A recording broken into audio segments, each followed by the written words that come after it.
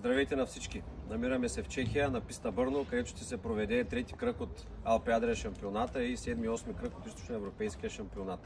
Отдавна се канех да направя този клип за изискванията за технически контрол и нека започваме. Обикновено прегледа започва с проверяващия движи кормилото, за да провери дали не опира някъде в рамката, дали има ограничители. Така, също веднага хващат протектора на спирачката на дясната ръкохватка и гледат дали е здраво захванат, задължителен е. По отношение на тел, трябва да сте подвързали капачката на радиатора, ела да я покажем.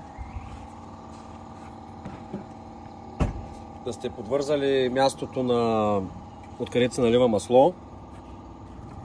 Трябва да имате капаци на двигателя. Може да покажеш къде е телта на пробката и на масления филтър. Така наречения Shark Fin също е задължителен, протектора за верига, за да може, ако паднете, да не ви удари веригата. Пластмасови протектори на задните степенки също са задължителни, за да не нарушите повърхността на асфалта при евентуално падане. Лампа за дъжд също е задължителна, дори и да няма мокро състезание. На техническия контрол трябва да покажете, че работи.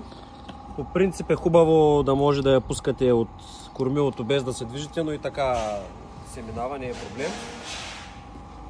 Не знам нещо дали забравям. Кила трябва да е свален, така наречения кил, долната част на спойлера на мотора трябва да е свалена и трябва да е продупчена отпред и отзад и да бъде с гумени тапи при евентуално разливане на масло или на някаква течност. Също трябва да сте задължително с вода в радиатора, не с антифриз, за да може, ако се разлее, да не е мазна течността. Също е задължителен kill switch и най-коментираната тема по отношение на техническия контрол напоследък, така наречените гъби в резервоара. Няма да ги покажем. Гъбите в резервоара се слагат, за да не се разплисква горивото.